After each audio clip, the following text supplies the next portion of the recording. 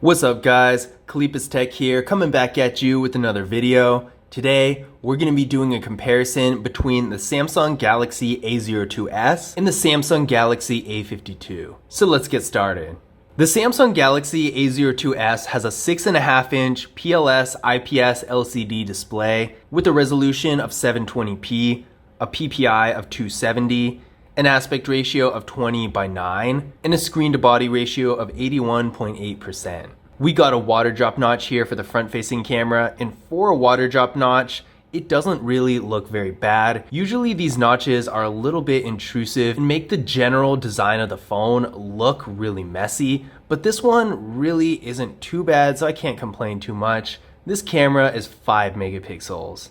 The Samsung Galaxy A52 has a 6.5-inch Super AMOLED display with a 90Hz refresh rate. It's got a resolution of 1080p, a PPI of 407, an aspect ratio of 20:9, and a screen-to-body ratio of 84.6%. We got a hole punch here for the front-facing camera, and this camera is 32 megapixels. As far as the front-facing cameras go, I do think the A52 has a much better look.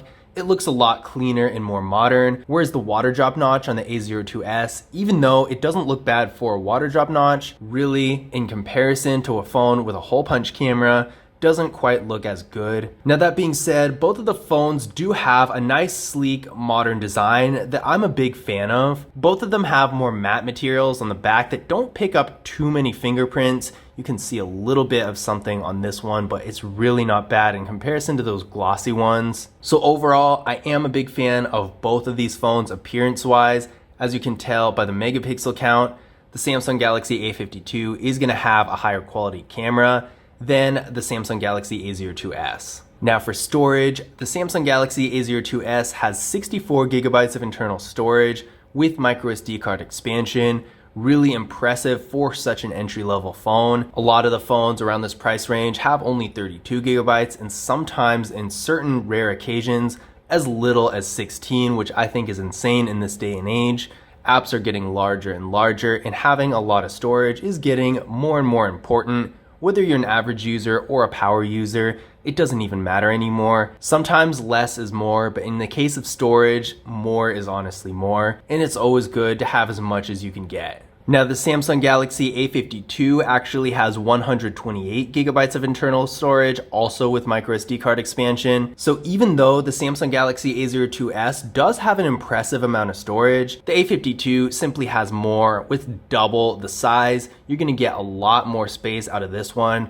So I would say if you're an average user, then it doesn't really matter. You'll be fine with the A02s. But if you're a power user, definitely take the step up and go with the A52, because in your situation, if you're doing a lot of things that take up a lot of space, like shooting high quality photos and videos, or playing games if you have lots of apps on the phone and that sort of thing, that extra 64 gigabytes of internal storage is really going to be a benefit. Neither of these phones have wireless charging, but both of them do have face unlock, and the Samsung Galaxy A52 also has a fingerprint scanner in the display, so that's really nice. Let's go ahead and give it a try. There we go, real good. One more time. And there we go. So as you can see, the Samsung Galaxy A52's fingerprint scanner was really fast and responsive.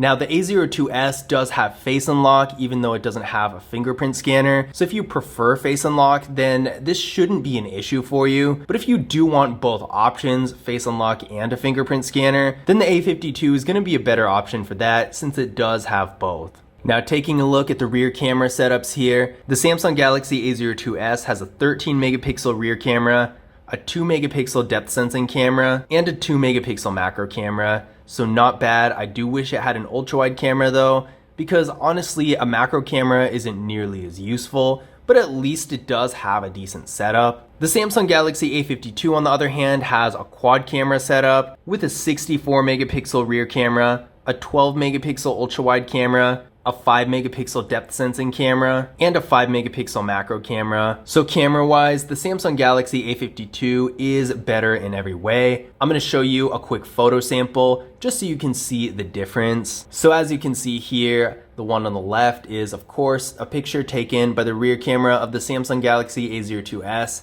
and it doesn't look bad. but I wouldn't say it's really that impressive. If you're using your camera more on a casual basis, maybe a couple social media posts here and there, if you're not too concerned with the quality, then it should be fine. But anything else is probably going to be a little disappointing. The picture on the right, taken by the rear camera of the A52, is a lot higher quality. You're going to be able to do a lot more with this camera if you're posting for social media constantly and like to have the best quality pictures you can get, or if you're taking pictures for something else that's a little bit more important, then the Samsung Galaxy A52 is definitely going to be the better choice as far as the camera goes. For video, the Samsung Galaxy A02s can shoot video in quality up to 1080p in both the rear and front cameras. The Samsung Galaxy A52, on the other hand, is able to shoot 4K in the rear and front cameras. If you're only shooting a video every now and then for a casual purpose that's not really that important, the Samsung Galaxy A02s is going to be completely fine, but the Samsung Galaxy A52 is going to be a lot better if you're shooting videos for a more important occasion, anything really professional, or if you just want the ability to shoot in 4K, it's going to be really good for that. Internally, the Samsung Galaxy A02s is getting 4GB of RAM with the Qualcomm Snapdragon 450 processor. I ran a Geekbench 5 benchmark test on this phone and it came back with a single core score of 129 and a multi-core score of 488. So from this, you can definitely tell the processor is really not made for very intense activities. For basic things like sending text messages, making calls, browsing the web, going on social media, and streaming videos, it's gonna be fine. But if you're trying to do something more intense like gaming or video editing, it's probably gonna struggle quite a bit. Now the Samsung Galaxy A52 is getting 6GB of RAM with the Qualcomm Snapdragon 720G processor. I ran a Geekbench 5 benchmark test on this phone as well, and it came back with a single core score of 538 and a multi-core score of 1559. So really night and day. The single core score of the Samsung Galaxy A52 is actually greater than the multi-core score of the A02s. So you can tell the Samsung Galaxy A52 is made for a lot more intense activities. Pretty much anything you would do on the A52 is going to be faster and feel better than on the A02s. That's not to say the A02s doesn't have its purpose, because for just basic activities, you're really not going to need the processing power of the A52. But keep in mind, if you're planning on doing something like serious gaming, except Fortnite, there is a video of me testing Fortnite on the Samsung Galaxy A52 on my channel, and it didn't do the greatest, but anything other than that is going to be pretty good. Versus the Samsung Galaxy A02s, even though it can handle basic mobile games actually surprisingly well, when it comes to things that require a lot of processing power, it's not going to do the best. So to give you a better idea of how fast these phones are in real life practice, I'm going to do a quick demonstration. We're going to open the browser. So as you can see there, the Samsung Galaxy A52 did pull up quite a bit faster than the A02s. Now we're going to try a website.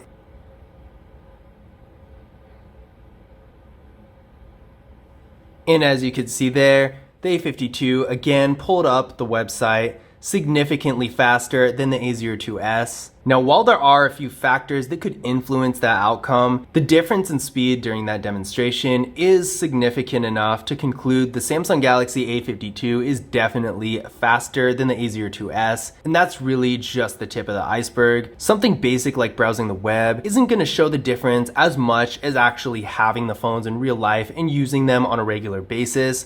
So just know, if you're looking for a phone just to do basic activities with and don't plan on doing much else, then the Samsung Galaxy A02 is going to be perfectly fine. But if you do want to do a little bit more, if you're going to be doing stuff like gaming, video editing, and more intense web browsing or social media use, then the Samsung Galaxy A52 is going to be the better option. Battery-wise, the Samsung Galaxy A02s does have a little bit of an advantage with a 5,000 mAh battery versus the A52 with a 4,500 mAh battery. The difference isn't huge, but it is there. If battery life is the most important thing to you or among them, then the Samsung Galaxy A02s might be a little bit more appealing. Now, in conclusion, which one of these phones is actually better? In every aspect except the battery, the Samsung Galaxy A52 is definitely going to be the better device. it has not only a much better display with a Super AMOLED versus a PLS IPS LCD. The colors are a lot brighter and more high quality. The 90Hz refresh rate makes movement on the screen a lot faster on the A52 versus the A02s.